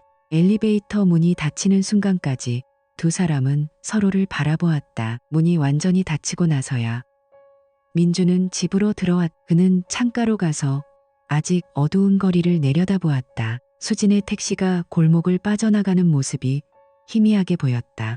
집안은 갑자기 조용해졌. 민준은 커피잔을 들고 소파에 앉아 한숨을 내쉬었. 3일이라는 시간이 이렇게 길게 느껴질 줄은 몰랐. 그래도 아내가 설레는 얼굴로 떠난 게 기뻤다. 그는 창밖을 보며 조용히 중얼거렸. 잘 다녀와, 수진아. 나 여기서 기다릴게. 민준은 시계를 보고 출근 준비를 시작했다. 평소와 다름없는 아침이었지만 오늘은 조금 더 아내 생각이 많이 나는 하루가 될 것 같았다. 김민준은 그날 밤 집에 돌아와서도 계속 수진 생각을 했. 아내가 없는 집은 생각보다 더 조용하고 텅 비어 느껴졌다. 그는 샤워를 마치고 편한 홈웨어로 갈아입은 뒤 소파에 기대어 맥주 한 캔을 따며 TV를 켰다. 화면에는 별로 집중되지 않았고 가끔씩 핸드폰을 들어 수진에게 메시지를 확인했다. 아직 도착 소식은 없었. 아직 비행기 안 탔나? 민준은 혼자 중얼거리며 피식 웃었. 그러다 갑자기 핸드폰이 진동했. 은행 앱 알림이었. 그는 대수롭지 않게 화면을 열었다가 순간 눈을 크게 떴. 신용카드 사용 알림. 사용 금액 287, 500원. 사용처 호텔 블루문 강남점, 서울 강남구. 사용시간 ISG. 민준은 한동안 화면을 멍하니 바라보았다. 제주가 아니었, 강남이었다. 그것도 지금 이 시간에 고급 호텔에서. 그의 심장이 빠르게 뛰기 시작했. 손가락이 살짝 떨렸. 그는 바로 수진에게 전화를 걸었. 신호음이 길게 이어졌. 한 번, 두 번, 세 번, 10번이 넘도록 아무도 받지 않았다. 민준은 귀를 기울인 채 소파에서 몸을 앞으로 기울였. 수진아, 제발 받아. 또다시 신호음만 울렸다. 그는 전화를 끊고 다시 걸었다. 이번에도 마찬가지였. 불안이 점점 커졌. 머릿속에 온갖 생각이 스쳤다. 착오인가? 카드를 도난당한 건가? 아니면 그가 세 번째 전화를 걸려는 순간 핸드폰이 진동했. 수진의 카카오톡 메시지였다. 수진 교육 일정이 너무 빡빡해서 지금 막 끝났어. 너무 피곤해서 일찍 잘게. 내일 아침에 연락할게. 짧고 차가운 문장. 민준은 그 메시지를 몇 번이고 다시 읽었다. 손가락이 화면 위에 멈춰 있었다. 그는 천천히 답장을 썼. 민준 여보, 지금 어디야? 강남 호텔에서 카드 결제가 나왔는데 무슨 일이야? 답장은 오지 않았. 읽음 표시조차 뜨지 않았. 민준은 핸드폰을 쥔 채로 자리에서 일어났. 거실을 서성였. 창밖을 내다보았지만 아무것도 보이지 않았다. 가슴이 답답하고 목이 바짝 말랐다. 그는 다시 전화를 걸었. 이번에도 긴 신호음만 울릴 뿐이었. 민주는 벽에 기대 서서 한숨을 길게 내쉬었. 머릿속이 복잡했다. 수진이 제주에 있어야 할 시간에 왜 서울 강남의 호텔에서 돈이 빠져나간 걸까? 교육이 취소된 건가? 아니면 그는 다시 소파에 주저앉았. 맥주캔은 이미 식어 있었. 핸드폰을 손에 쥔 채로 시간을 확인했. 밤 10시 20분. 수진의 메시지가 온 지 15분이 지났지만 여전히 아무런 답이 없었다. 민주는 두 손으로 얼굴을 감쌌다. 평소처럼 믿고 싶었다. 수진은 늘 솔직한 여자였다. 하지만 오늘 밤 처음으로 그의 마음에 작은 금이 가기 시작했. 그는 다시 한번 핸드폰을 들어 메시지를 보냈. 민준 수진아, 무슨 일 있는 거 아니지? 걱정되니까 전화 좀 받아. 사랑해. 그는 메시지를 보낸 뒤 핸드폰을 테이블 위에 내려놓고 등을 기대었다. 집 안불빛이 갑자기 차갑게 느껴졌다. TV 소리만이 무의미하게 흘러나왔. 민주는 눈을 감았지만 잠은 오지 않았다. 강남 호텔이라는 단어가 머릿속에서 계속 맴돌았다. 그날 밤 그는 늦게까지 소파에 앉아 핸드폰만 바라보고 있었. 수진에게서 다시 연락이 올 때까지. 김민주는 그날 밤 거의 잠을 이루지 못했. 소파에 앉아 핸드폰만 내려다보며 시간을 보냈다. 새벽 1시가 넘었는데도 수진에게서 아무런 답장이 없었. 그는 몇 번이고 메시지를 확인하고 다시 전화를 걸었지만 여전히 연결되지 않았다. 가슴이 답답하고 머리가 지끈거렸. 아침이 되자 민주는 회사에 출근하지 않고 집에 남았. 머릿속이 너무 복잡해서 일할 정신이 아니었다. 그는 커피를 타려다 말고 다시 핸드폰을 들었다. 강남 호텔 결제 내역을 다시 확인했. 287, 500원.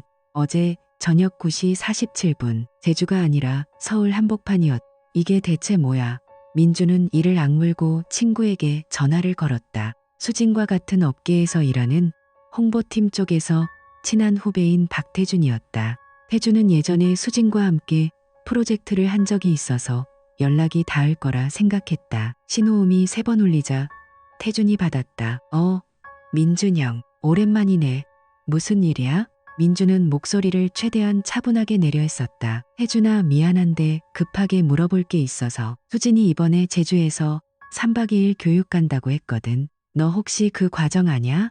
고급 보안, 커뮤니케이션 전략 교육이라고. 잠시 침묵이 흘렀다. 태준의 목소리가 조금 당황한 듯했. 제주 교육? 그거 이미 지난주에 취소됐는데? 예산 때문에 온라인으로 전환됐다고 회사 전체에 공지가 갔어. 수진 누나도 분명히 알았을 텐데. 왜? 무슨 일 있어? 민준의 손이 순간 떨렸. 그는 전화기를 꽉 쥐었. 취소됐다고? 온라인으로? 응. 정확히는 지난주 수요일에 결정됐어. 참석자들한테 다 연락 갔을 거야. 현장 교육은 다음 달로 미뤄졌. 민주는 다리가 후들거려 소파에 주저앉았. 목이 메어왔. 그는 가까스로 말을 이었. 그럼 수진이는 지금 서울에 있다는 거네. 제주에 간 게 아니고? 혜준이 조심스럽게 대답했. 아마 그럴 거야. 나 어제도 회사에서 수진 누나 봤어. 로비에서 누군가랑 커피 마시고 있던데. 민준 형, 괜찮아? 목소리가 안 좋아.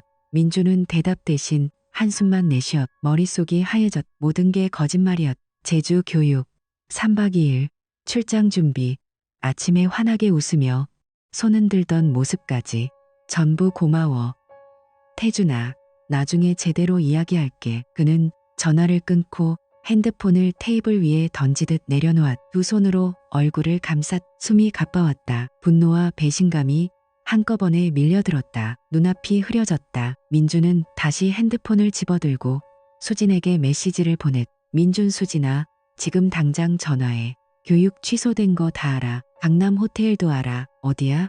지금 뭐 하는 거야? 보내고 나서도 답장은 없었. 읽음 표시만 떴다. 민주는 자리에서 벌떡 일어나 거실을 서성였. 주먹을 꽉 쥐었다가 풀었. 가슴이 터질 것 같았다. 그는 다시 전화를 걸었. 이번에는 수진이 받았. 하지만 목소리가 평소와 달리 어색하고 조심스러웠. 여보, 왜 그래? 갑자기. 민주는 이를 갈며 말했. 교육이 취소됐다는 거. 왜 말 안 했어? 지금 서울에 있으면서 왜 제주 간다고 거짓말한 거야? 강남 호텔에서 뭐 했어? 수지는 한참 동안 말이 없었. 그러다 작은 목소리로 대답했. 미안해. 나중에 설명할게. 지금은 말하기 어려워. 민준의 목소리가 커졌. 지금 당장 집으로 와. 아니, 내가 갈까? 어디야? 수지는 한숨을 쉬더니 힘없이 말했. 나 지금 강남이야. 오늘 저녁에 들어갈게. 그때 이야기하자. 전화가 끊겼. 민주는 핸드폰을 바닥에 던지고 싶었지만 겨우 참았다. 그는 창가로 가서 이마를 유리에 대고 서 있었다. 밖으로 보이는 서울의 아침 풍경이 갑자기 낯설게 느껴졌다. 2년 동안 믿었던 아내가, 매일 아침 키스하던 사람이 이렇게까지 거짓말을 하고 있었다는 사실이 믿기지 않았다. 민주는 눈을 감았. 분노, 슬픔, 허탈함이 뒤섞여 가슴을 짓눌렀. 그는 천천히 소파로 돌아와 앉아 손으로 얼굴을 쓸어내렸다. 이제 기다림뿐이었다. 수진이 돌아올 때까지, 그리고 진실을 듣게 될 때까지. 김민주는 그날 저녁 현관문이 열리는 소리를 듣고 자리에서 벌떡 일어났다. 수진이 캐리어를 끌고 들어왔다. 얼굴에는 피곤한 기색이 역력했지만 미소를 지으며 신발을 벗었다. 여보, 나왔어. 수지는 민준에게 다가와 가볍게 포옹했. 민준은 아내의 등을 토닥이며 애써 평소처럼 말했. 수고했어. 제주 어땠어? 바다 봤어? 수지는 캐리어를 한쪽에 세워두고 소파에 앉으며 자연스럽게 대답했다. 너무 바빴어. 교육이 워낙 빡빡해서 호텔방에서 거의 나오지도 못했어. 그래도 강의는 유익했어. 다음에 기회 되면 당신도 가보면 좋을 것 같. 민주는 부엌으로 가서 물을 따라주며 물었다. 그래? 사진 좀 찍었어. 제주 특산품은? 수지는 잠시 머뭇거리더니 핸드폰을 꺼내 몇 장의 사진을 보여주었. 바다 전망, 컨벤션 센터 로비, 그리고 식사 사진들이었. 모두 제주에서 찍은 듯 보였다. 여기 아침에 먹은 흑돼지구이 진짜 맛있었어. 당신 것도 사오려고 했는데 시간이 없어서. 민주는 사진을 보며 고개를 끄덕였지만 속으로는 차가운 바람이 스쳤다. 그는 더 이상 참지 못하고 조용히 말했. 수진아, 솔직히 말해.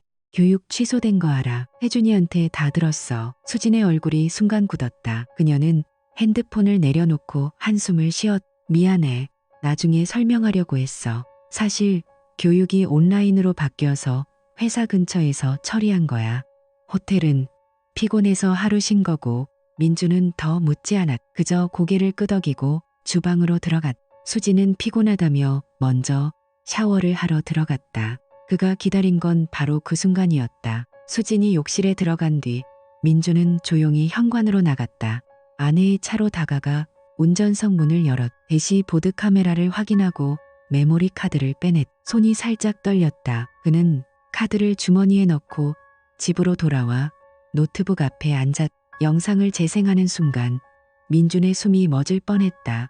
영상 속 수지는 자신의 차를 몰고 강남 호텔 주차장으로 들어가고 있었. 그녀는 차를 세우고 미러를 보며 립스틱을 고쳤다. 곧이어 검은색 세단이 옆에 섰다. 잘 차려입은 남자가 내렸. 키가 크고 머리를 깔끔하게 넘긴 30대 후반으로 보이는 남자였다. 수지는 밝게 웃으며 그에게 다가갔. 남자가 수진의 허리를 가볍게 안았고 두 사람은 함께 엘리베이터로 걸어갔다. 수진의 손이 남자의 팔에 살포시 얹혀 있었다. 민주는 영상을 멈추고 화면을 노려보았다. 가슴이 찢어지는 듯했다. 그는 다시 영상을 돌렸다. 날짜와 시간은 정확히 어제 저녁 카드 결제가 된 그 시간이었. 그는 자리에서 일어나 수진의 작업실로 들어갔. 책상 서랍을 조용히 열었다. 여러 서류 사이에서 그 공문을 찾아냈다. 원본이었다. 날짜 부분이 지워지고 새로 쓰인 흔적이 선명했.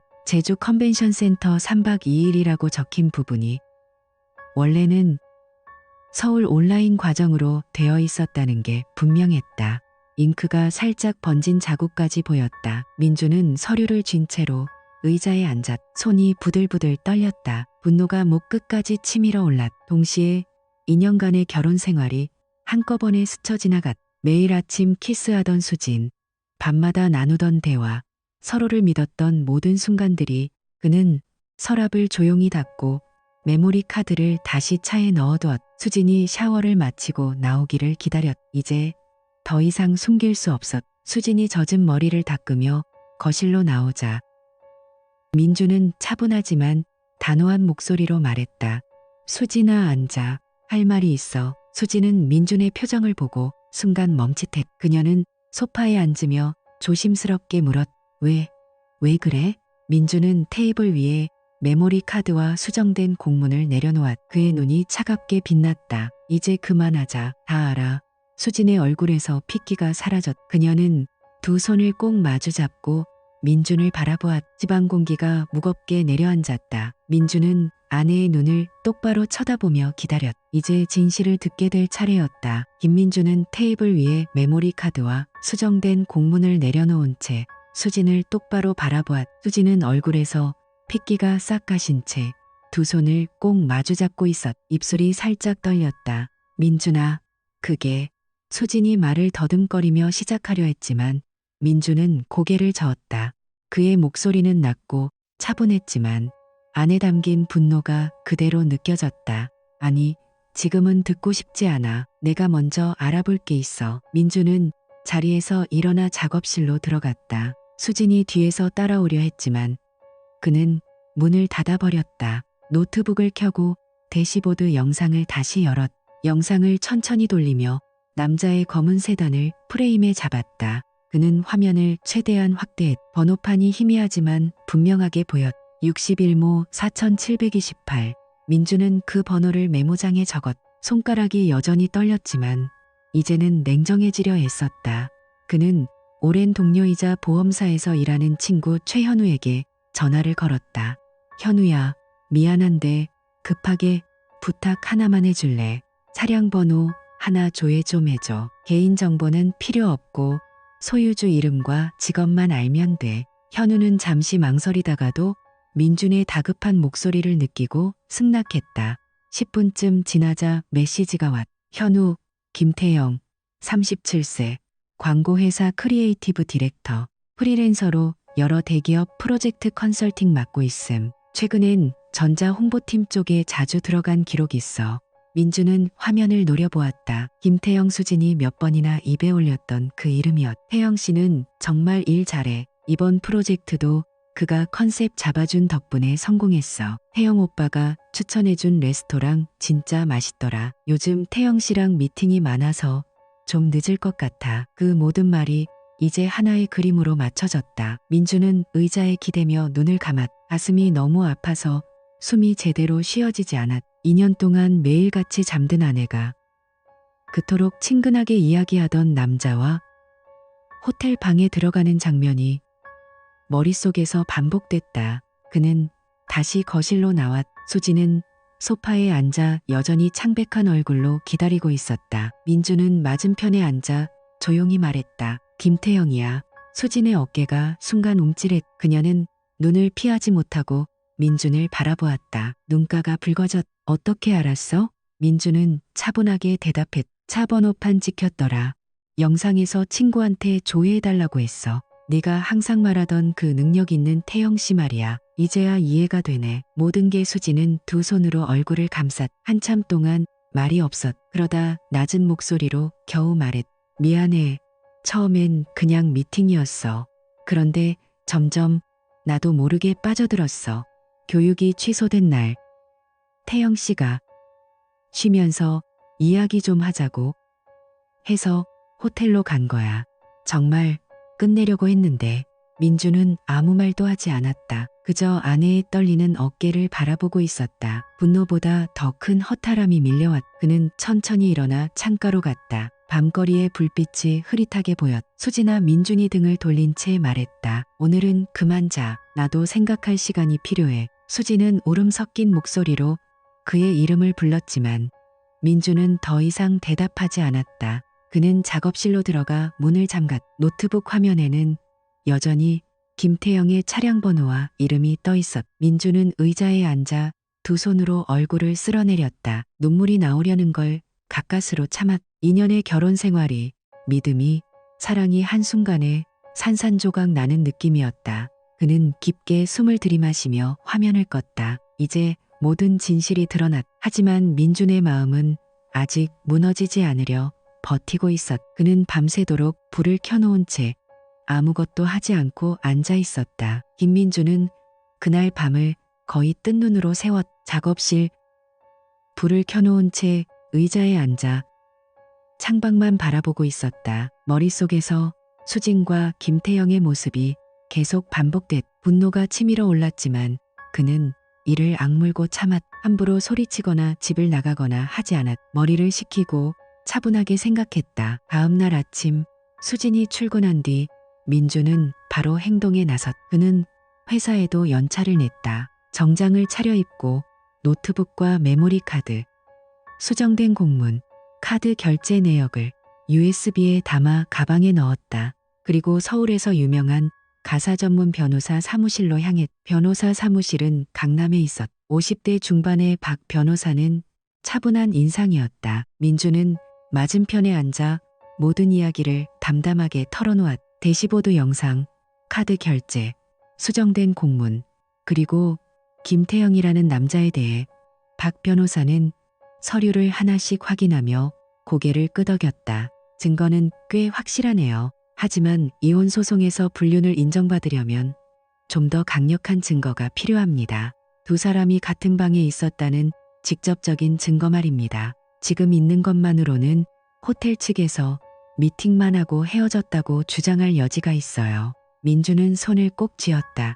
그럼 어떻게 해야 합니까? 박 변호사는 미리 준비한 서류를 내밀며 말했. 지금 바로 법원에 증거보전 신청을 하세요. 민사소송법상 증거보전 처분입니다. 호텔의 예약 내역과 CCTV 영상을 제출하라고 명령을 내리게 할 수 있어요. 시간이 지나면 증거가 인멸될 가능성이 크니까 최대한 빨리 해야 합니다. 민준은 그 자리에서 결정을 내렸. 변호사와 함께 서류를 작성하고 즉시 가까운 지방법원에 증거보전 신청서를 제출했다. 신청서에는 불륜행위로 인한 이혼 및 위자료 청구를 위한 증거 수집이라고 명확히 적었다. 법원 접수 창구에서 서류를 넘기며 민준은 마음을 다잡았. 접수가 끝난 뒤 박 변호사가 민준의 어깨를 가볍게 두드렸. 이제 기다려야 합니다. 법원이 신청을 받아들이면 호텔에 명령이 내려갈 거예요. 보통 2, 3일 안에 결과가 나옵니다. 그동안은 아내에게 절대 내색하지 마세요. 증거 인멸할 기회를 주면 안 됩니다. 민준은 변호사 사무실을 나와 차에 올랐. 핸들을 잡은 손에 힘이 들어갔. 집으로 돌아가는 길에 그는 수진에게 전화 한 통 하지 않았. 대신 창문을 살짝 열고 차가운 바람을 맞으며 생각했. 집에 도착한 민준은 평소처럼 행동했. 수진이 퇴근에 들어오자 저녁을 준비했다. 수진은 여전히 불안한 눈빛으로 민준을 살폈. 여보, 어제는 미안했어. 나 정말.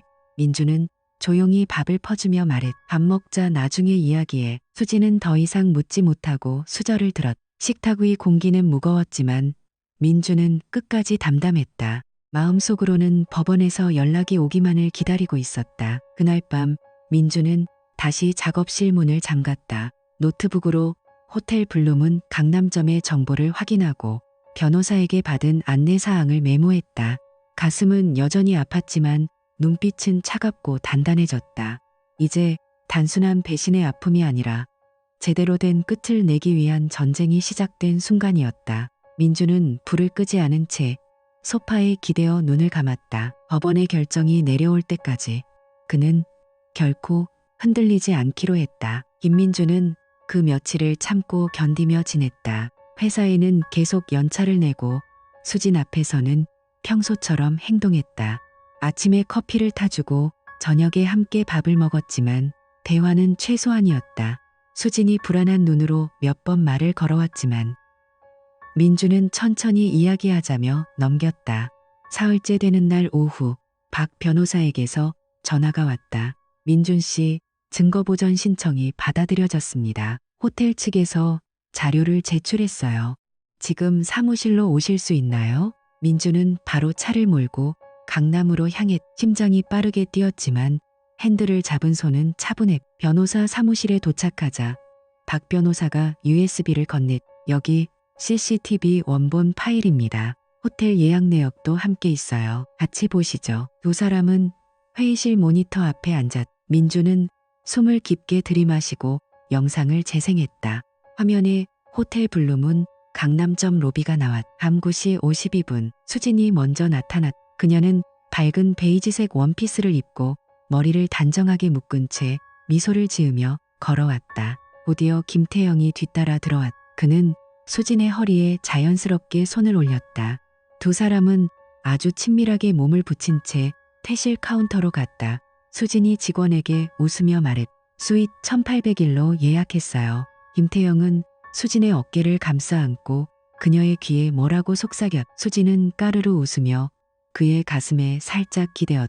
직원이 카드키 2장을 건네자 태영이 한 장을 수진에게 주고 다른 한 장은 자신의 주머니에 넣었다. 두 사람은 엘리베이터 앞에서 서로를 끌어안고 키스했. 아주 길고 깊은 키스였. 엘리베이터 문이 열리자 그들은 그대로 안으로 들어가며 서로의 몸을 감쌌. 민주는 화면을 뚫어지게 바라보았. 주먹이 저절로 쥐어졌. 가슴이 찢어지는 듯 아팠지만 동시에 모든 것이 명확해지는 순간이었다. 더 이상 의심도 변명도 없었. 박 변호사가 조용히 말했. 예약 명의는 김태영으로 되어 있고 스윗 1801은 3박 예약이었습니다. 체크아웃 시간도 정확히 일치해요. 이 정도면 불륜의 직접 증거로 충분합니다. 민주는 한참 동안 아무 말도 하지 않았. 화면을 멈추고 다시 처음부터 돌려보았. 수진이 태영의 팔에 기대 웃는 모습, 두 사람이 키스하는 장면, 스위트 방으로 사라지는 뒷모습까지 모든 장면이 그의 머릿속에 새겨졌. 그는 천천히 고개를 끄덕였. 이제 충분합니다. 박 변호사가 서류를 정리하며 물었. 이혼 의사는 확실하신가요? 위자료와 재산분할도 강하게 청구할 수 있습니다. 민주는 창밖을 바라보며 대답했. 네, 끝까지 가겠습니다. 더 이상 미룰 생각 없습니다. 사무실을 나온 민주는 차에 타서 한동안 움직이지 않았다. 손으로 얼굴을 쓸어내리고 깊게 숨을 내쉬었다. 눈물이 나올 것 같았지만 그는 참았다. 이제 슬픔보다 결심이 앞섰. 집으로 돌아가는 길. 그는 수진에게 문자를 보냈. 민준, 오늘 일찍 들어올게. 중요한 이야기 있어. 집에 도착한 민주는 USB를 주머니에 넣고 거실 소파에 앉아 기다렸. 현관문이 열리는 소리가 들렸다. 수진이 들어왔다. 그녀는 민준의 얼굴을 보고 순간 멈칫했. 여보, 무슨 일이야? 표정이. 민주는 차분하게 일어나 테이블 위에 USB를 올려놓았. 수진아, 앉아. 이제 정말 끝내자. 수진의 얼굴이 창백해졌다. 그녀는 가방을 내려놓고 천천히 소파에 앉았다. 민주는 그녀를 똑바로 바라보며 조용하지만 단호한 목소리로 말했. 호텔 CCTV 다 봤어. 너와 김태영이 스위트 방에 들어가는 것까지. 더 이상 숨길 것도 변명할 것도 없어. 수진의 눈에 눈물이 고였다. 그녀는 입을 열었지만 아무 말도 나오지 않았. 민주는 그저 아내의 떨리는 손을 바라보고 있었다. 2년의 결혼 생활이 이 순간 완전히 끝나고 있었다. 김민주는 그날이 금요일 저녁이라는 걸 알면서도 회사에 가지 않았다. 그는 오후부터 집안을 정리하고 테이블 위를 깨끗하게 비워두었. 마음은 이미 차갑게 식어 있었다. 더 이상 흔들리지 않겠다고 다짐한 뒤로 눈물도 분노도 억눌러 왔다. 저녁 7시 반. 현관문이 열리는 소리가 났다. 수진이 지친 얼굴로 들어왔. 그녀는 신발을 벗으며 민준을 힐끔 보았. 여보, 오늘도 일찍 왔네. 수진은 가방을 내려놓고 소파에 털썩 앉았. 민준은 말없이 주방에서 물 한 잔을 따라 그녀 앞에 놓아주었. 그러고는 서류 가방에서 두툼한 파일을 꺼내 테이블 위에 힘껏 내려놓았. 서류가 탁 소리를 내며 퍼졌. 호텔 영수증, 신용카드 결제 내역, 가족 공유 위치 기록 캡처, 대시보드 카메라에서 캡처한 사진들, 수정된 공문 원본, 그리고 호텔 CCTV에서 인쇄한 선명한 컬러 사진들까지.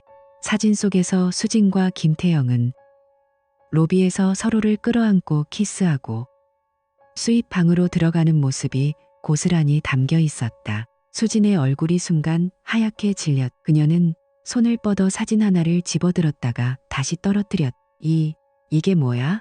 민준아, 이건. 민준은 맞은편 소파에 앉아 차분하게 말했. 다 봤어. 호텔 측에서 법원 명령으로 CCTV랑 예약 기록 다 넘겼어. 너희 둘이 스위트 1801호에서 3박 동안 같이 있었던 거 다 나와. 수지는 처음엔 부정하려 했. 목소리가 떨렸다. 아니야. 이건 오해야. 그냥 미팅이었어. 태영 씨가 프로젝트 때문에. 그러다 그녀의 시선이 CCTV 사진으로 향했. 두 사람이 키스하는 장면. 태영의 손이 수진의 허리를 감싸는 장면. 수진의 입술이 파르르 떨리더니 결국 서류를 손으로 쓸어내렸다. 몸이 앞으로 기울어지며 소파에 엎드렸. 으아앙. 미안해. 민준아. 정말 미안해. 수진은 울음이 터져 나왔다. 그녀는 두 손으로 얼굴을 가리고 몸을 떨며 울부짖었. 나도 모르게 그냥 한 번뿐이었어. 정말이야. 순간적인 실수였어. 태영 씨가 유혹해서. 나도 후회하고 있었어. 제발 용서해줘. 우리 결혼 인연인데 이렇게 끝낼 수는 없어. 그녀는 민준의 무릎 쪽으로 기어와 바지자락을 붙잡았. 눈물이 얼굴을 온통 적시고 화장이 번져내렸다. 여보, 나 잘못했어. 다시는 안 그럴게. 제발 한 번만 기회를 줘. 나 없으면 당신 어떻게 살아? 민준은 아내의 손을 조용히 떼어냈. 그의 목소리는 얼음처럼 차가웠. 그만해. 더 이상 듣고 싶지 않아. 한 번뿐이라고? 3박 동안 스윗항에서 같이 있었으면서? 웃기지 마. 네가 수정한 공문, 카드 결제, 위치 기록, 영상까지 다 완벽해. 이제 변명할 거 하나도 없어. 수지는 바닥에 주저앉아 계속 울었. 어깨가 들썩이고 숨이 가빠왔다. 제발, 민준아, 사랑해. 나 정말 사랑한다고. 민준은 자리에서 일어나 그녀를 내려다보았. 그의 눈에는 더 이상 슬픔도 연민도 없었다. 오직 단호함만이 남아있었. 이혼하자. 수진아, 변호사 이미 선임했어. 증거 다 모았고 위자료랑 재산 분할 청구할 거야. 이번 주 안에 서류 보낼 테니까. 받으면 변호사 통해 이야기해. 수지는 그 말을 듣고 완전히 무너졌. 그녀는 바닥에 엎드려 흐느꼈. 민주는 한동안 그 모습을 바라보다가 조용히 작업실로 들어갔다. 문을 닫는 순간 수진의 울음소리가 집안을 가득 채웠다. 민주는 문에 등을 기대고 서서 천장을 올려다보았. 가슴이 여전히 아팠지만 후련하기도 했다. 2년의 결혼 생활이 이 금요일 밤에 완전히 끝났다. 그는 깊게 숨을 내쉬며 눈을 감았. 이제 새로운 시작만 남았다. 김민주는 그 금요일 밤 수진이 바닥에 엎드려 울고 있는 모습을 뒤로하고 작업실 문을 닫았다. 그는 밤새도록 서류를 정리했다. 호텔 CCTV 사진, 대시보드 영상, 캡처, 카드, 결제 내역, 위치, 기록, 수정된 공문, 변호사 의견서까지 모든 증거를 깔끔하게 파일로 만들어 USB 2개와 종이 서류로 복사했다.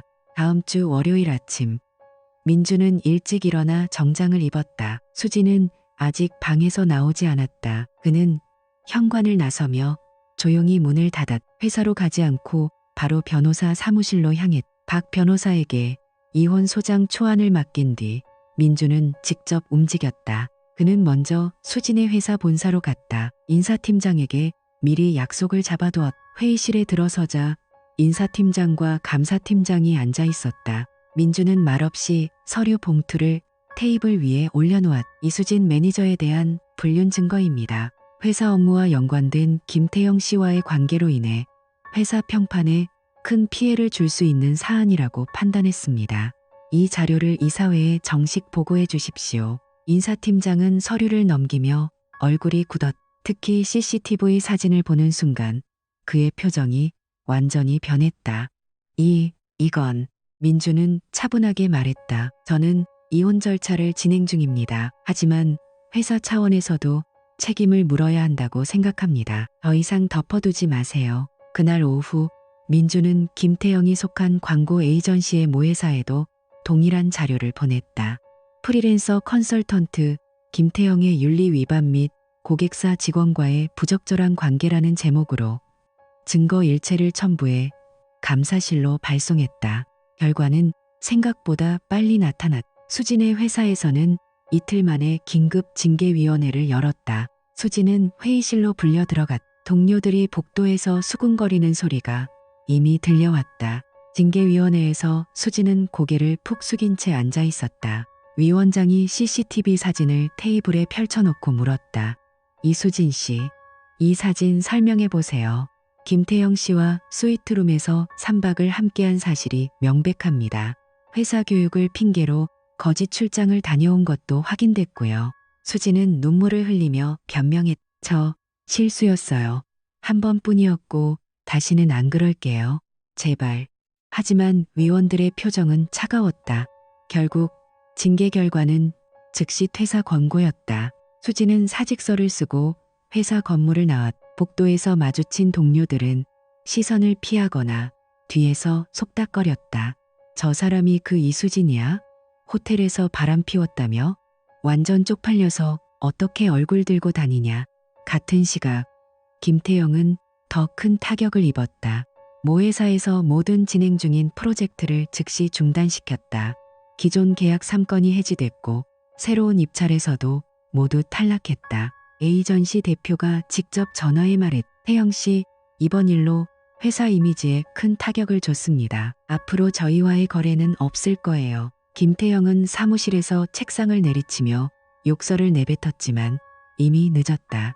그의 이름은 업계에 빠르게 퍼졌고 어디에서도 연락이 오지 않았. 민주는 집으로 돌아와 소파에 앉았. 수진이 퇴사 후 며칠째 방에 틀어박혀 울고 있었. 그는 문을 두드리지도 않고 조용히 저녁을 차려 테이블에 놓아두었다. 수진이 힘없이 나오자 민주는 담담하게 말했다. 회사했다는 소식 들었어. 김태영도 계약 다 끊겼다고 하더라. 수진은 눈이 퉁퉁 부은 채 민준을 바라보았. 그녀의 목소리가 갈라졌. 민준아, 너무해. 이렇게까지 할 필요가 있었어? 나 인생 다 망쳤잖아. 민준은 그녀를 똑바로 쳐다보며 말했. 네가 먼저 우리 인생 망친 거야. 이제 각자 책임지자. 이혼 서류는 이번 주 안에 변호사 통해 보낼게. 재산분할과 위자료도 제대로 청구할 거야. 수지는 다시 울음을 터뜨리며 방으로 들어갔. 민주는 현관문을 잠그고 창가에 서서 밤거리를 내려다보았. 가슴 한구석이 여전히 아팠지만 후련함이 더 컸다. 그는 천천히 숨을 내쉬었다. 이제 모든 것이 끝나가고 있었다. 그의 복수는 철저하고 조용하게 완벽하게 끝났다. 김민주는 그날 이후 모든 절차를 빠르게 진행했. 변호사와 함께 이혼 소장을 제출하고 재판 날짜를 기다렸. 수지는 몇 번이고 연락을 해왔지만 민주는 받지 않았. 그녀가 문 앞에서 울며 매달릴 때도 그는 문을 열지 않았. 재판은 생각보다 빨리 끝났다. 법정에서 민주는 증거를 모두 제출했다. 호텔 CCTV, 대시보드 영상, 카드 내역, 위치 기록, 징계위원회 기록까지. 판사는 서류를 넘기며 고개를 저었. 수지는 변호사와 함께 앉아 있었지만 고개를 들지 못했다. 김태영도 증인으로 불려 나왔으나 아무 말도 하지 못하고 땀만 흘렸다. 판결이 내려졌다. 원고 김민준 씨의 청구를 인용합니다. 피고 이수진과 관계자 김태영은 공동으로 원고에게 정신적 손해배상금 7천만 원을 지급하라. 수지는 판결문을 듣고 그대로 주저앉았. 눈물이 뚝뚝 떨어졌. 민주는 법정을 나서며 한 번도 뒤돌아보지 않았. 모든 게 끝났다. 그는 곧장 이사를 했. 강남의 작은 신축 오피스텔로. 짐은 많지 않았다. 수진과 함께 샀던 가구와 물건들은 대부분 두고 나왔. 새 집에 들어선 첫날 민주는 창문을 활짝 열고 맥주 한 캔을 땄다. 서울 야경이 펼쳐졌다. 그는 조용히 중얼거렸. 이제 시작이야. 민주는 일에 더 몰두했. 사이버 보안 팀장으로 승진 심사도 받았고 프로젝트를 성공적으로 이끌었다. 주말에는 헬스장을 다니고 혼자 산책을 했다. 처음엔 밤마다 수진 생각에 잠을 이루지 못했지만 시간이 지나면서 점점 아픔이 희미해졌다. 친구들과 술을 마시며 웃을 수도 있게 됐다. 상처는 천천히 아물어갔다. 1년 후 봄이었다. 민주는 퇴근길에 강남대로를 걷고 있었다. 넥타이를 살짝 풀고 이어폰을 끼운 채 음악을 듣고 있었다. 그러다 문득 시선이 한 곳에 멈췄다. 반대편 인도에 수진이 있었다. 그녀는 많이 변해 있었다. 예전에 화려하고 자신감 넘치던 모습은 온데간데 없었다. 머리는 푸석푸석하게 자랐고 옷은 낡은 코트에 청바지 차림이었다. 손에는 이력서가 든 서류 봉투를 들고 있었다. 그녀는 구인 게시판 앞에 서서 한참을 바라보고 있었다. 얼굴은 수척하고 눈 밑에 다크서클이 짙었다. 두 사람의 시선이 마주쳤다. 수진의 눈이 순간 크게 떠졌다. 그녀는 한 걸음 앞으로 나오려다 멈칫했다. 입술이 떨렸다. 마치 뭐라고 말하려는 듯했지만 결국 아무 말도 하지 못했다. 민주는 그저 그녀를 잠시 바라보았다. 아무 감정도 느껴지지 않았다. 분노도 슬픔도 연민도 그저 텅 빈 무감각만이 가슴을 채웠다. 2년의 결혼 생활, 뜨거웠던 사랑, 배신의 아픔, 복수까지 모든 것이 먼 과거처럼 느껴졌다. 민주는 천천히 고개를 돌렸다. 수진을 지나쳐 계속 앞으로 걸어갔다. 뒤에서 수진이 작게 그의 이름을 부르는 소리가 들린 것 같았지만 그는 멈추지 않았다. 발걸음은 가볍고 단호했다. 저녁바람이 그의 코트를 살짝 흔들었다. 민주는 이어폰 볼륨을 조금 올리고 새로 이사한 집 방향으로 걸음을 옮겼다. 이제 그의 인생은 완전히 새로운 장으로 넘어갔다. 과거의 거짓된 연극은 영원히 막을 내렸다.